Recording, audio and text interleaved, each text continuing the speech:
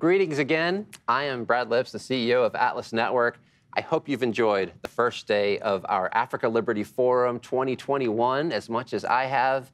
From our first session 6 hours ago on COVID-19 and its implications on economic freedom in Africa, this has been a day, I think, of really provocative, really important discussions, including, of course, some breakout sessions in French and Arabic for our Francophone and Arabic-speaking allies on the continent. If you missed any of our sessions, you can view them on demand at any time within this wonderful online event platform that we built to bring you Africa Liberty Forum 2021. Now, before we get to this session's big announcement of the winner of the 2021 Africa Liberty Award, we have some very special programming in store for you. And to tell you all about it, let me turn the program over now to the director of Atlas Network's Center for African Prosperity, Magatte Wade. Magatte, take it away. Thank you, Brad. It is my honor to be joined today by William Kacumba of Malawi.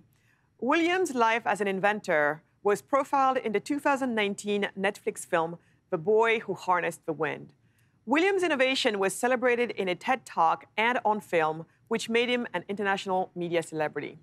William, welcome. It's always a pleasure for me to be talking to you. We do that all the time, but today we get to do it in front of the world. So thanks for coming.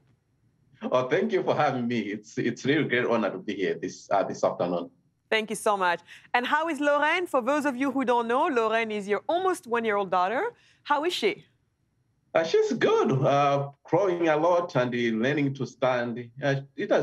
She's great. She's great. Well, hopefully she keeps on being great. William, I wanted us to talk about the state of Africa. First of all, would you not say that we need, what are your hopes for the continent? What would you like to see happen for us? Let's maybe start with that. What are some of your dreams for the continent of Africa? My hopes for the continent, I want the continent to prosper in many ways, in the business, in many like sector that will make people's life much better. So I think that's my hope. My hope is that I'll be happy if I can see the continent where every younger person has the equal opportunity, either for education or equal opportunity to prosper in any of their talent that they have, they want to achieve on their goals. That's what I want to see happening in Africa. For sure. And I'm right there with you, William, right there with you. So folks might not know, but you and I first met you in 2007 in Arusha, when you actually came on stage for the first time. And you talked about, I think, how old were you, William? Were you like 18 back then, or how old were you back then? Yeah, I might have been. I was 18, yeah. Yeah. So William comes on stage, and this youngish boy. I was not much older than you, quite frankly. And we were just, but to hear you on stage talk about how you put this, this windmill together. Do you want to tell us a little bit more about what that was all about? That story you explained on stage back then, and the story of your movie and book and everything?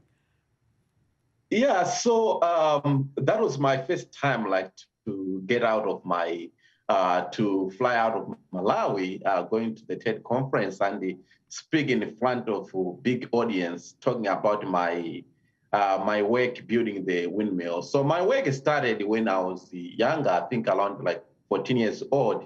We had a problem in Malawi. We had a drought in 2000. So as the result, crop didn't do well. And as many people in the rural areas in Malawi, they are farmers, including my parents.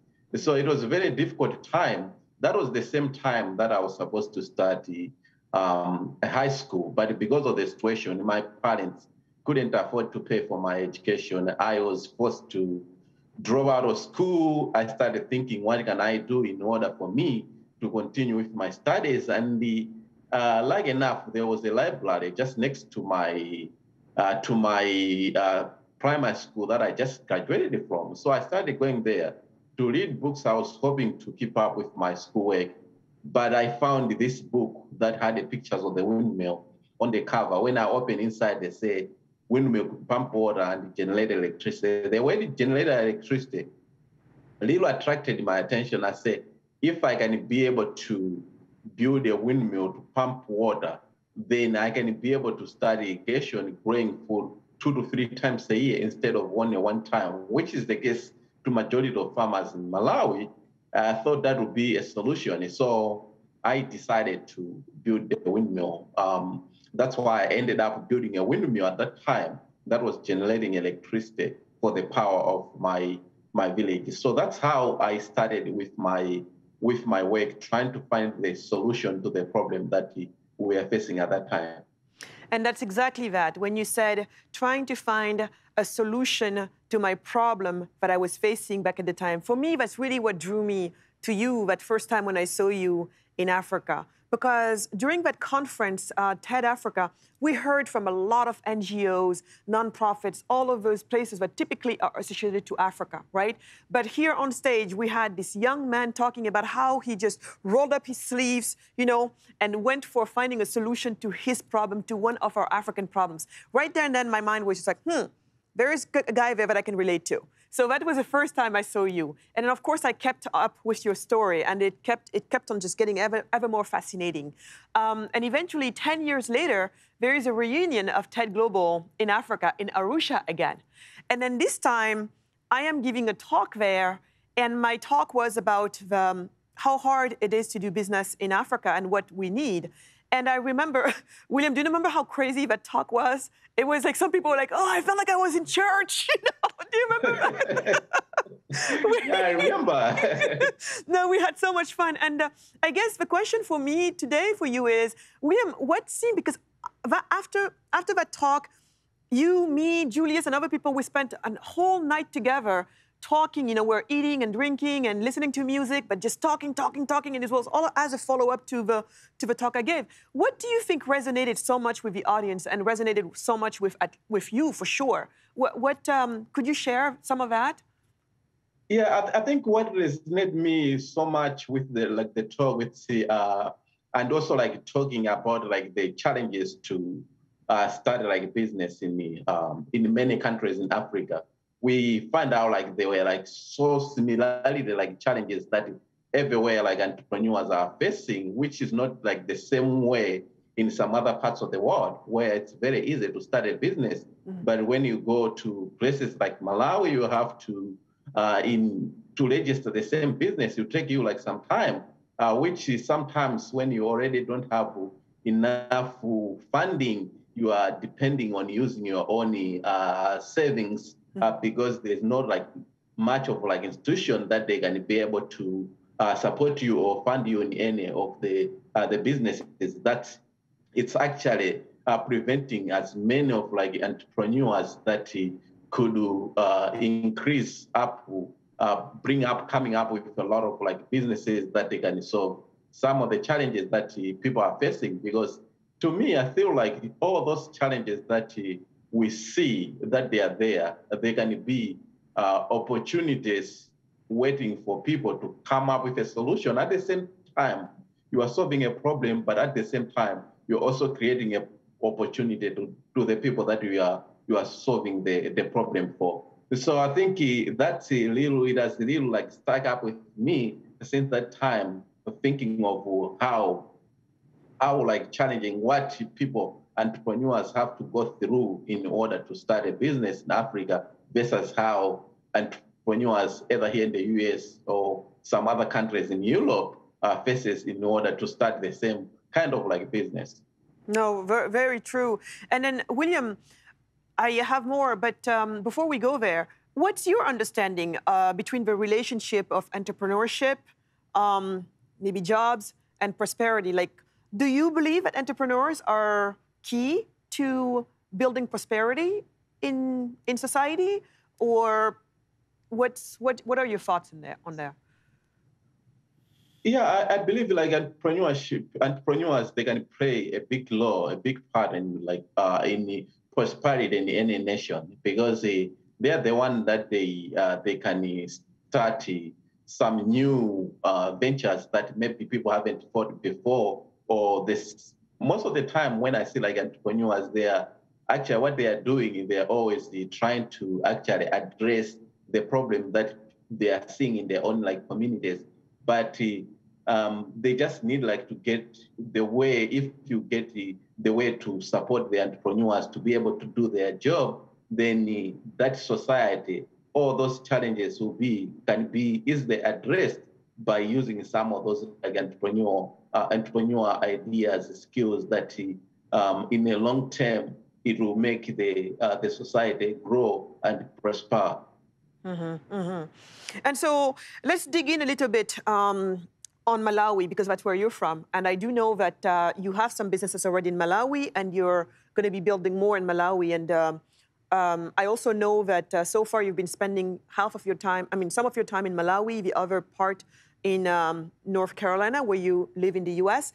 But I also do know that the plan for you is to go back home, take your daughter and your wife, everybody's going back home, because you're gonna go and build your next business there.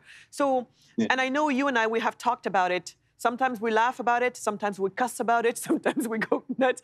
But give people a little bit an idea of what it is to try and do businesses in Malawi, because let's walk people through some of the difficulties that you're facing as an entrepreneur or your other entrepreneur friends building businesses in Malawi. Walk people through some examples of some of the nonsense you have to deal with. The reason why we wanted to do africastupidlaws.com. Some of these laws that stand in the way.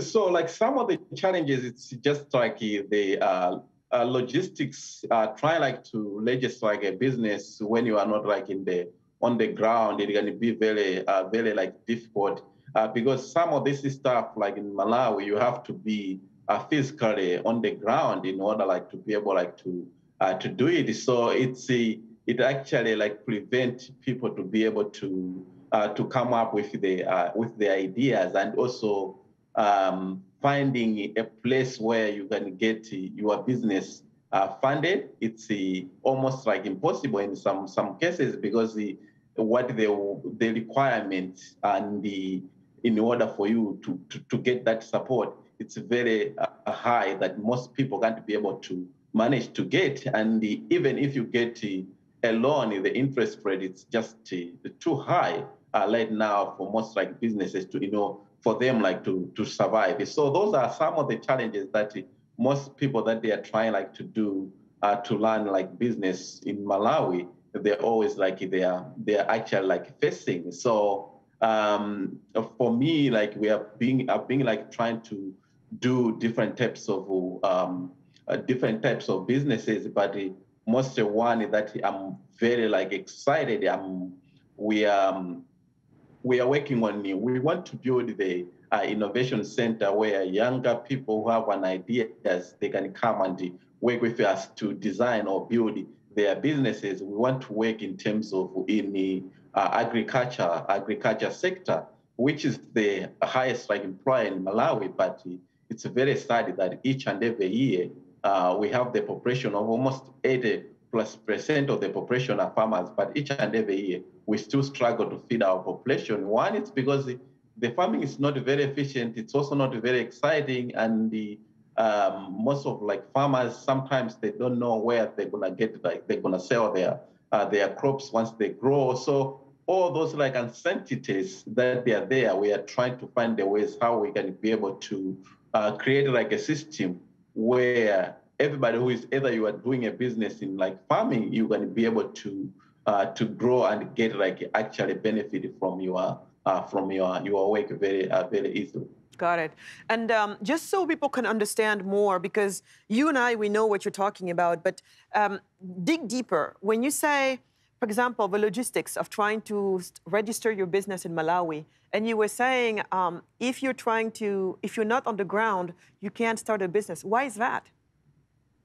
It's because like everything right now, it's most of the stuff it's done by hand, like by paper. So you have to be physically like present, unless if somebody else like register like in your behalf. You can't just like do like online. very easy, like online. I think I wish like that site can be easily being done, and then it will help a lot. But also, it's also like just because sometimes you have to you go in like in one location, you want to do one thing, they'll tell you like, oh, you have to go to this place. So it's kind of like you are moving. There's no like a central place that everything can be just done once. So it's all of those logistics that you have to be thinking about it even before you actually like start. And William, how many steps does it take approximately in Malawi for you to register your business? Like, how many different offices do you have to go to?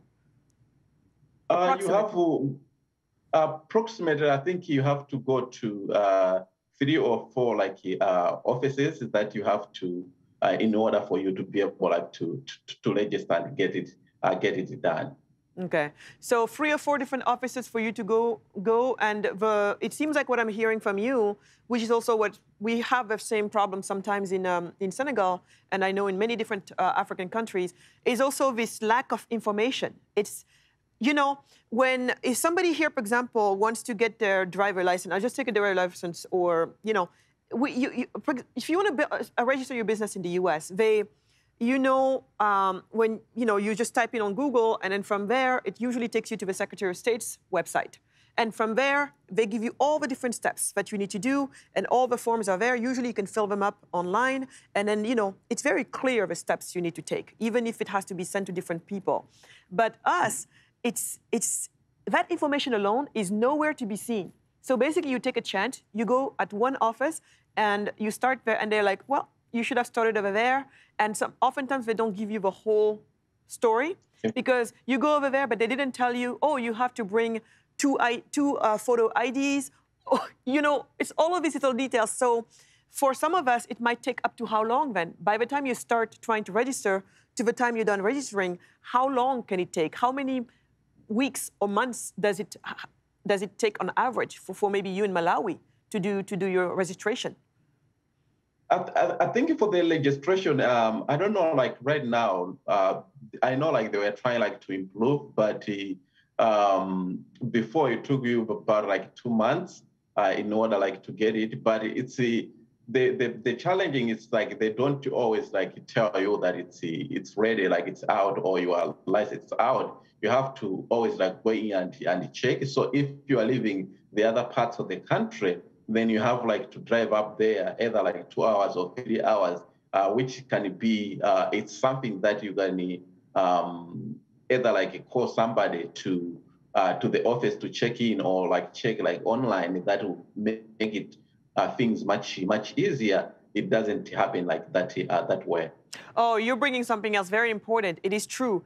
All of these different offices that you need are going to be usually in the capital city of these countries. Some of our countries are small, like yours. Some of our countries are big. But even in the countries that are small, like yours and mine, the problem is, with the bad roads and everything, it's a day trip, sometimes even longer. Because, for example, me in Senegal, if somebody's going to try to come from Tambacounda, which is in the middle of nowhere, Senegal, but you're an entrepreneur there, and you want to register, chances are you probably have to go all the way to Dakar, and the roads are bad. It's a long way. It can take you a day to get there, get a little bit of information, and then have to maybe spend the night at a friend or family, and then go the next day. And every step is like that. So I totally forgot about that, but that's what it means when you're trying to to register a business in a system that is not tech-based, or they're not using the online logistics to do it. So the other thing is, William, you were telling me another example. Is it with you that I was talking about in Malawi, how if you want to open a bank account, you have to have a chief of a village give you an attestation? So you're laughing, it must be you. We were talking about, what was that all about, William? Yeah, it's like to open up like a bank account, you have to go get the chief, like he write you like a letter, and then you go like to the bank, like to open up like the bank account. You have to have ID, or like having like some people that they can also act as like a witness that you are who you are saying like you are. So all of those sometimes like just like add up because um, they are you can have like an area where like you have like to trace down like to find where the chief is, and then the chief has to send you like a letter, which is something that should be done like very quickly and easily, but sometimes to take up like some time just like to have a bank account. And then imagine if you and the chief are not in good terms, then what happens? That would be like even like a challenging, because the chief say that I'm not gonna send you like that letter, then it means that you can't be able to open account. So I think that's a I'm saying like nowadays people are more of like using either like mobile banking, but it's not like the same as having like a physical bank account to any bank institution where you can at some point you can apply for a loan, but that it's like more of like doing like the transaction, sending or paying for like some other bills. You can have a sort of like mobile banking kind of like a system. I wish like the traditional like banks who start moving towards like the same way that as much as you have like an ID, you shouldn't need to have the chief to send you a letter in order for you to open up a bank account. Unbelievable, unbelievable. Every time I think I've heard it all, I hear one more. It's just crazy. Every time I think I've heard it all, you know? Yeah. So, William, can you hear me still? Yeah. Can you hear me? Can you hear me good? Yeah, I can hear you. Okay. So, William, what do you think happened? Yeah, I can hear you. So, William, what do you think happened? Why do you think all of these sub-Saharan African countries seem to have this in common, this issue around bad business climate, meaning that all of this thing we're talking about, you and I, the fact that it's so hard to start and run businesses in these countries where everywhere else, some of it is automated, out of the way, super cheap, no big deal. Why do you think this is still the case for us?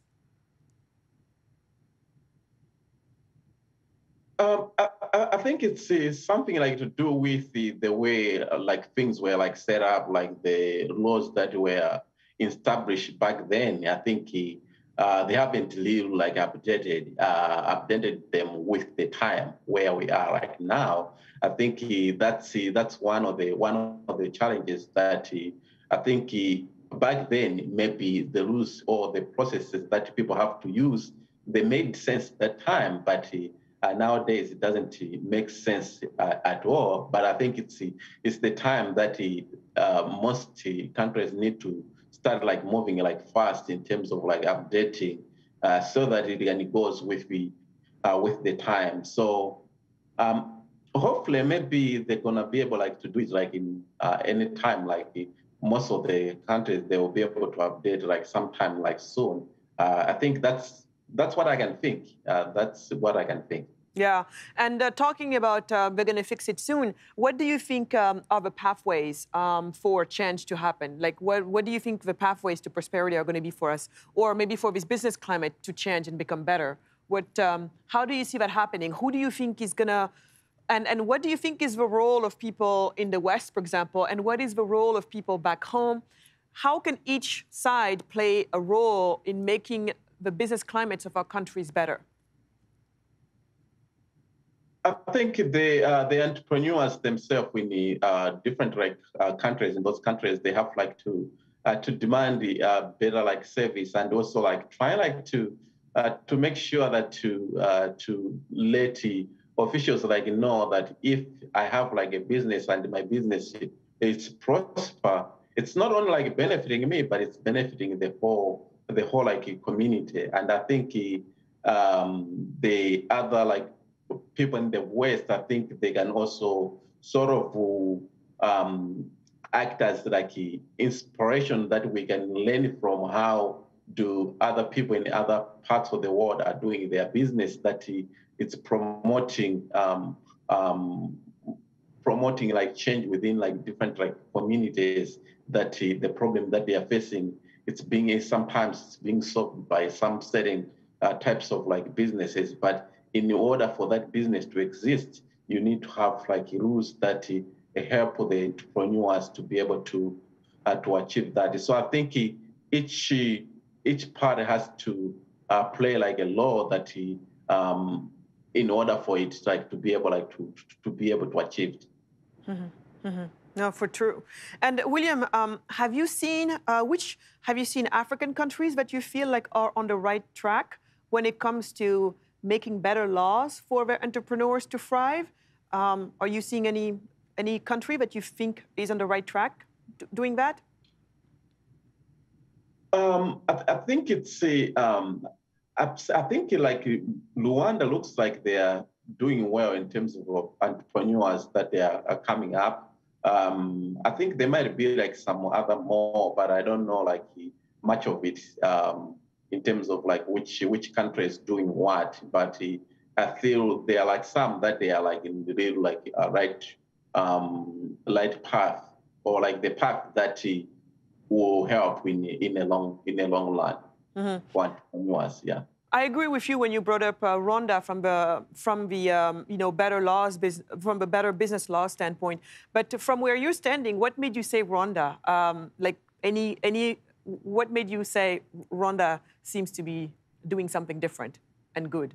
I feel like it's they are.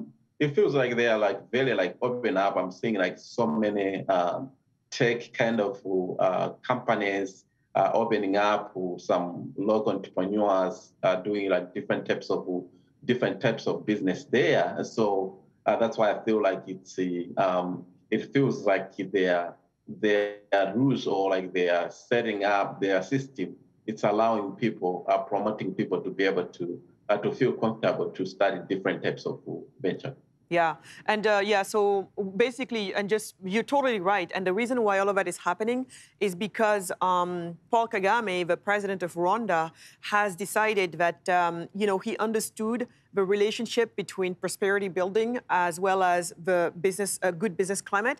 And so what he did is he took Singapore as his model. Lee Kuan Yew, the ruler of Singapore, who at some point said, we are going to have to make build a world-class business climate, business environment climate, so that we can attract the very best of the world, and which is in return also going to spur activity on the ground with their local entrepreneurs. And that is eventually how Singapore, who started out worse than most African countries, eventually became one of the richest nations in the world, actually even being richer than their colonizer, Great Britain, right? So Kagame is like, this is a model I want to follow. So as he did that, he went on a journey of reforming and reforming and reforming. And when you look at indexes like the Doing Business Index ranking of the World Bank, they're one of the top reformers on that, one of the top African reformers on that Doing Business Index ranking, which actually measures how hard or easy it is to do business, which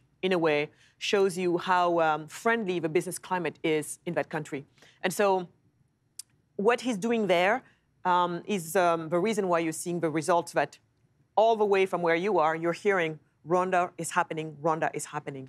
And so you're right, Rwanda is happening from a business standpoint, and that is what's going on. He can be controversial on a lot of other things, but when it comes to business and the business climate, we have to give it to him that he's doing a good job with the laws and the reforms. So, William, talking about prosperity, of course, the role of business, and if we talk about business, then the role of business climate, like we said earlier. What about education? What do you think is the role of education when it comes to prosperity building? What do you think the role is? I think the rural education can play a very crucial role in terms of like building like prosperity. But that education had to be used in the way that it can. You need to have an education system that applies, or that responds to the need of any given given society. I think some of the challenges that we have been saying, like in terms of like education, is that sometimes it doesn't really respond exactly to the needs. But I think education it will be a big part in terms. It's a big part like in terms of building like prosperity that in many countries in Africa. Mm-hmm. Agreed. It's interesting that you brought up this concept of education is really important, but it doesn't seem that the education we're providing our children is in alignment with what our times are going to need, it seems like. So what do you think is the solution there, William? Like, for example, for your little Lauren, what are you going to do? What's the plan for you? Is there a particular type of education or model or like, I don't know, like what's the plan for you and Lauren to make sure she's well prepared? Now, I think that's really like a great question. We haven't had like a plan yet, but we want to make sure that we can be able like to give her like education that in the long run is gonna support her in everything that she's gonna try, like she's gonna want to do, rather than just giving like education where you are just only at the end of the day you're only just like thinking of I'm gonna write this exam and I'm gonna pass and that's it, which is like the case in many areas. But there's still like there might be like some student that they have a lot of like different like talent that need the education needed. If education can be actually customized, if that's like possible, I feel that can be very like great, so that each like individual can be able like to use that to achieve what they want to achieve. Oh, you are singing my thoughts. Like when you talk, yeah, customized education. And that's really one of the best ways in my mind that we should be able to use the technology.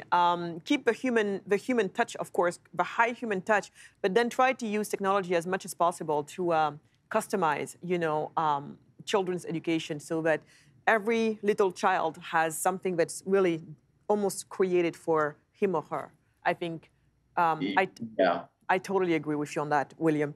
William, what I love about Atlas Network is one of their sole purposes. This is the largest organization in the world that focuses on taking down barriers of entry for entrepreneurs in their respective countries in the world. And they do this all over the world, right? So given that you and I were talking about how hard it is to do business in most of our African countries, and given Atlas's mission, you can imagine that everybody in the network is really has a heart for you and I, also has a mind for you and I and what we talk about. So given that we have them, listening to us today, what is the message that you want to send them as an African entrepreneur from Malawi who is about to head back home very soon in a few months with his entire family to continue your work on the ground, start a new business? What is the biggest message that you have for this audience of allies, of people who really, really, want to do right by us? What's your message for them? If you could guide them, if you could tell them what to do, what would it be? I think my message would be that there are so many people that they want to prosper in the entrepreneurship in Africa, but some of the challenges that they are facing, I think they just need some people just need like some support. I think if there can be a system where a lot of entrepreneurs can know where to go, where they can get it. Sometimes I think it's about like getting like a light people that will understand your business model that you are trying to do. So I think continuing in like reaching out to other entrepreneurs all over around the continent, that will help a lot of like entrepreneurs to to grow in their like businesses. But I think one thing we need like to understand that there are like so many challenges that it's preventing people from achieving what they are achieving. It's not that people don't want to prosper, don't want to be entrepreneurs, they don't want to do like business. But I think those like the obstacles that they are facing, I think trying to find the ways that you can help people to see either you have gone through the same like challenges, how you are able to overcome it, or if you didn't have the same like challenges, how like what type of advisors that they can give to other entrepreneurs, that would be very helpful. Very good. And William, what do you think? What do you think prevents so many people, especially people in the West, from understanding?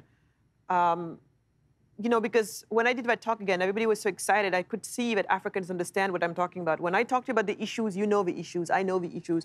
We're like, yeah, to each other. But then when you try to bring it to the West, it's just like they're kind of confused. They're like, huh? I think sometimes they can't even imagine the story you talked about with the chief. It's like, huh?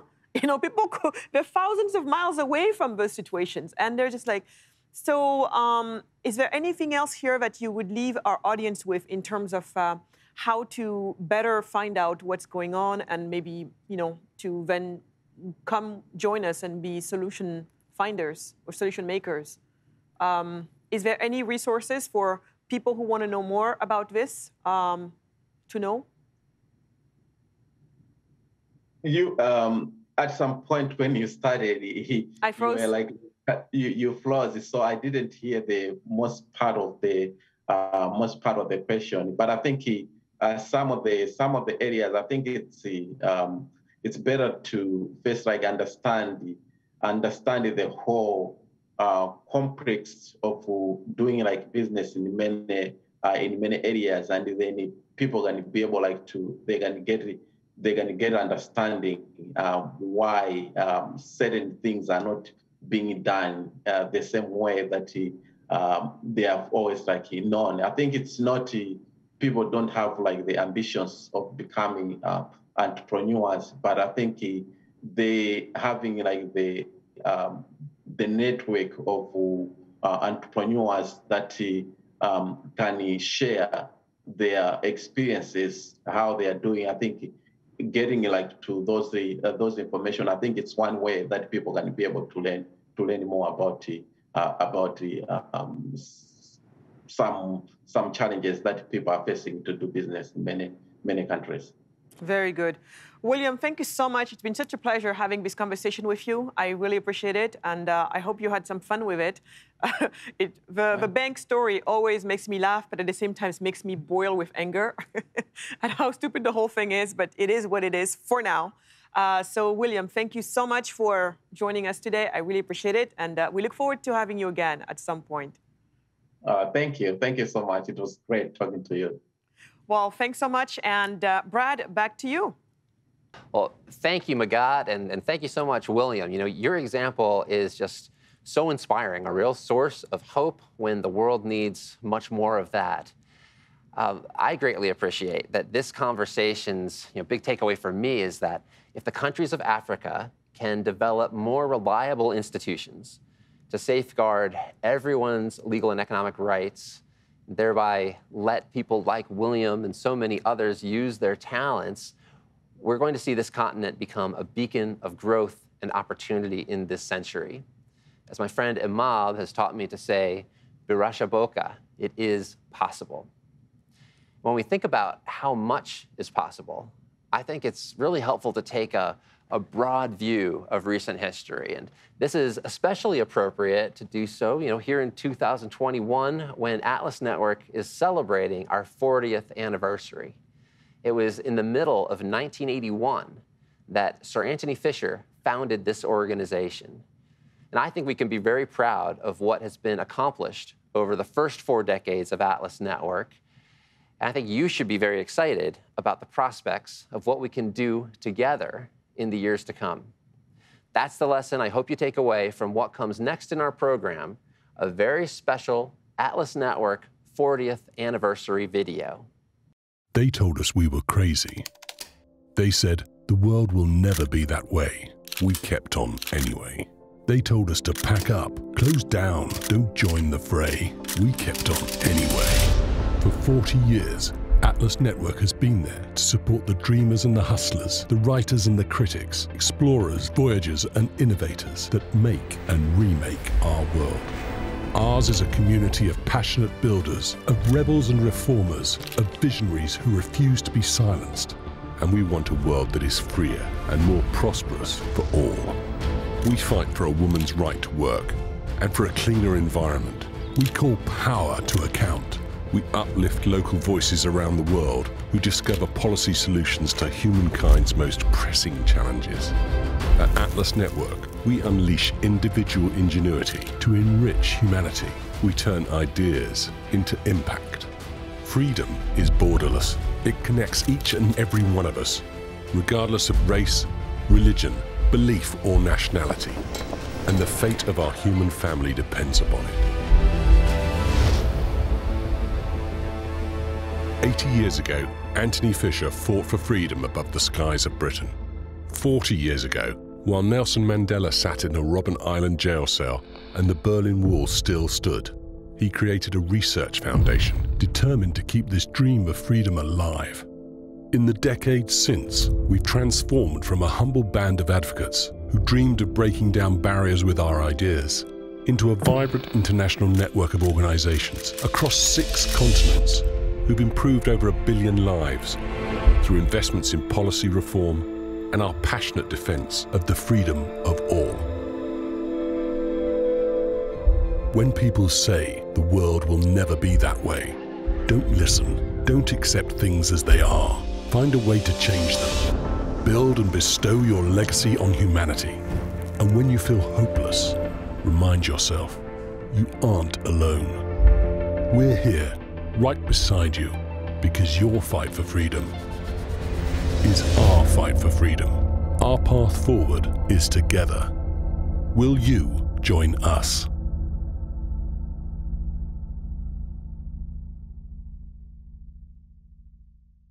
So I do hope that the time you're spending with us at Africa Liberty Forum is solidifying in your mind the desire to join us, to join this cause, and for many of you, to double down on what you're already doing to advance freedom. As you'll see in a moment, we already have some very accomplished think tank partners in Africa who are achieving big things. I wonder, can you envision yourself, perhaps in 2023, maybe as soon as next year, 2022, standing on our stage as a finalist for Atlas Network's Africa Liberty Award? That's what we get to celebrate next in our program.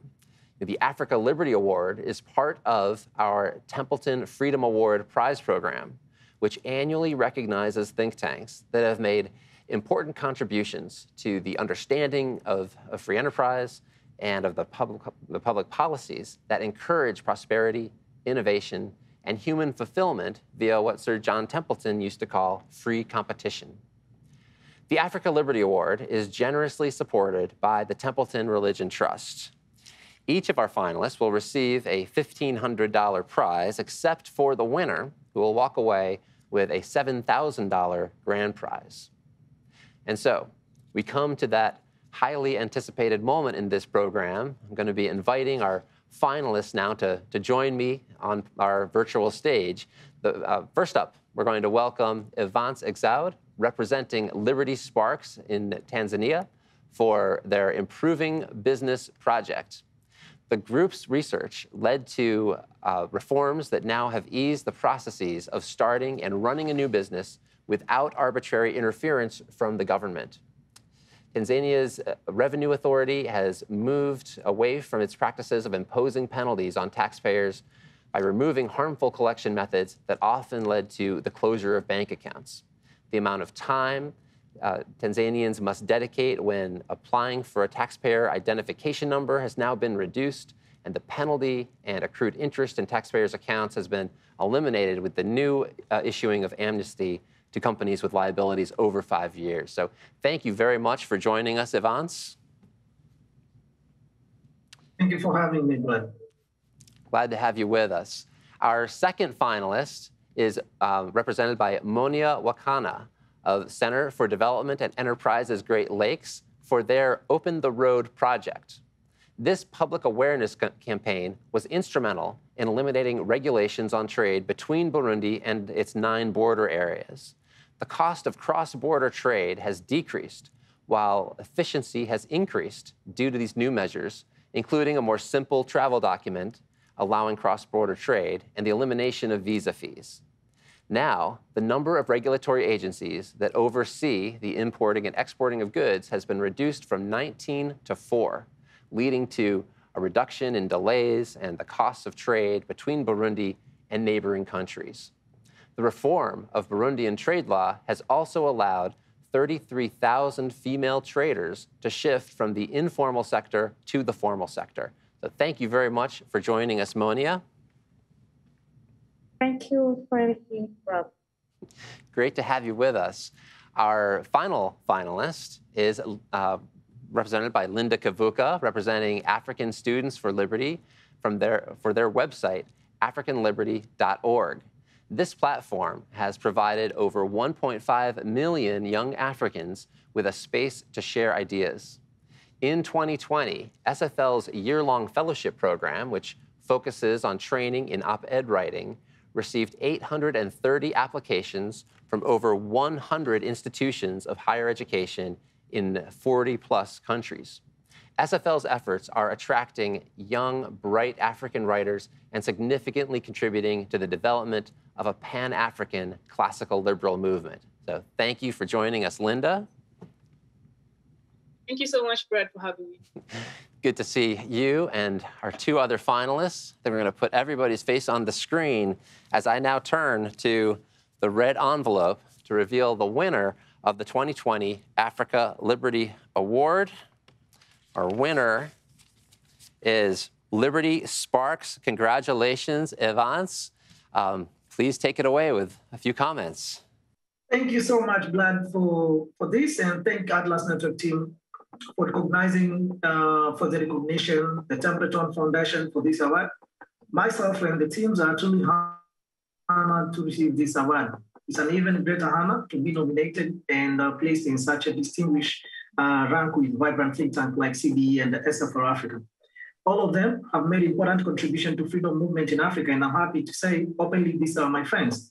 Special thanks go to Atlas Network team for having the generosity to nominate LibertSpark team for their tremendous efforts day and night to help LibertSpark achieve its clear vision, to advisory and support of LS, Linda, Manal, and anyone else, and lastly, to Atlas Network and NFS for making Wezesha Biashara project possible. To the extent that LibertSpark is being honored today due to its ability to reach across and develop possible recommendations and workable solutions that successfully reform the business environment in Tanzania. We combine the best ideas from different stakeholders that make the project successful, despite of the past political atmosphere in Tanzania. Our team spirit is within the people, and we believe all our initiatives need people and serious commitment to achieve a greater end. This was our first research program, but we earned a tremendous impact in policy reform as if we were 40 years experience, and Atlas Network made this possible. Reduction of payee from 9 to 8, removal of tax force from action that forced many businesses to close, amnesty to companies, and waive of the penalty, successfully bring back so many companies to business. These are a few examples, and just yesterday, after the Minister of Finance announced 2021-2022 national budgets, more taxes are removed in starting and operating of business in Tanzania. My fellow Africans, there is no exception to freedom. Once we compromise, then we do have extremely serious problems that need a quick solving. We must fight hard to help those who can't, and with all the energy we have, let's fight poverty, let's fight for the dignity of poor Africans. Finally, I'm the one talking to you here, accepting this honor, but the awards belong to LIST, equally to the great teams and all the free market think tanks in Africa that are doing great job. Imani Ghana, FMF, also ALEN, CDE, ILAPI, and all of them. And again, thanks to the Atlas Network and all of you for the honor that you did to LibertSpark today. Thank you so much and have a good day. Congratulations, Yvonne, for a very well-deserved recognition of an outstanding project that really shows just how much Atlas Network's partners in Africa can accomplish.